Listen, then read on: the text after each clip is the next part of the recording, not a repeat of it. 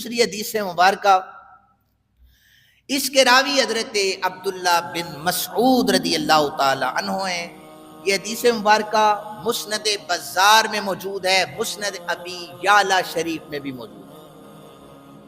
ایک دیہاتی نبی پاک صلی اللہ علیہ وآلہ وسلم کے پاس آیا، اس نے آ کر کے پہلا سوال یہ کر دیا، یہ حدیث مبارکہ آپ نے سنی ہے، میں اس کو مکمل کر لوں گا۔ اس نے آ کر سوال کیا، یا رسول اللہ صلی اللہ علیہ وآلہ وسلم قیامت کب آئے گی؟ تو نبی اکرم صلی اللہ علیہ وآلہ وسلم نے پھر آگے سے سوال یہ کر دیا، قیامت کا سوال کرنے والے مجھے یہ بتا، قیامت کے لیے کوئی تیاری بھی کی ہوئی ہے؟ ہمارے معاشرے کا ایک دوسرا بڑا المیہ یہ ہے، ممبر و محراب سے محبت رسول سے خالی خطبے دیے جاتے۔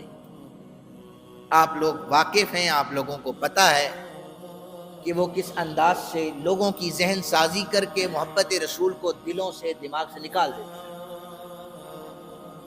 اس نے آ کر، اور یہ جملہ مشہور ہے، اعمال کرو، اعمال صالحہ کرو۔ ہمارا نظریہ یہ ہے کہ اعمال صالحہ آپ کرتے رہیں۔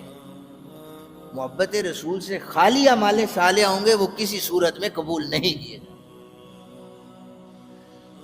اس دیہاتی کا سوال یہ تھا، قیامت کب آئے گی؟ میرے آقا کریم صلی اللہ علیہ وآلہ وسلم نے سوال کیا، پوچھا، مجھے یہ بتا کہ قیامت کے لیے کوئی تیاری کی ہوئی ہے؟ اس نے کہا، حضور میرے پلے نمازیں تو کچھ بھی نہیں ہیں۔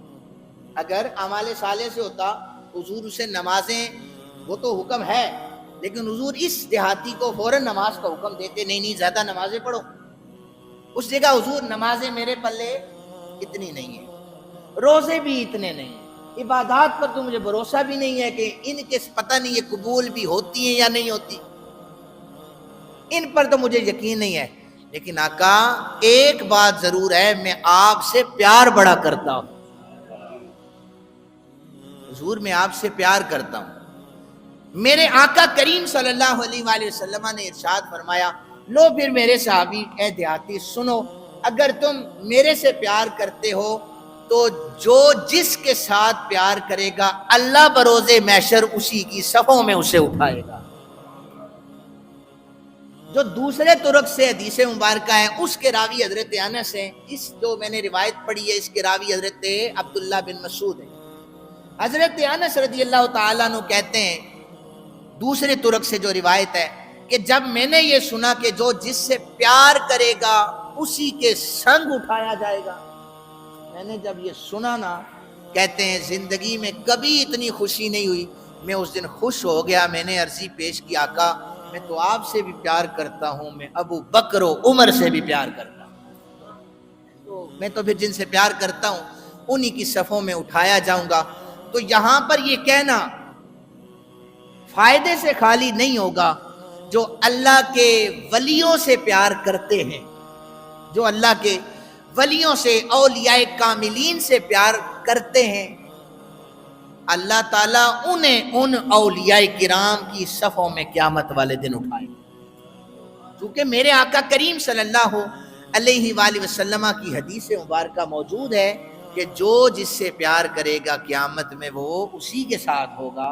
اور حضرت انس صحابی رسول یہ بتا رہے ہیں کہ یا رسول اللہ میں ابو بکر عمر سے بھی پیار کرتا ہوں۔ تو پتہ چلا کہ جو جس سے پیار کرے گا وہ اسی کے ساتھ اٹھایا جائے۔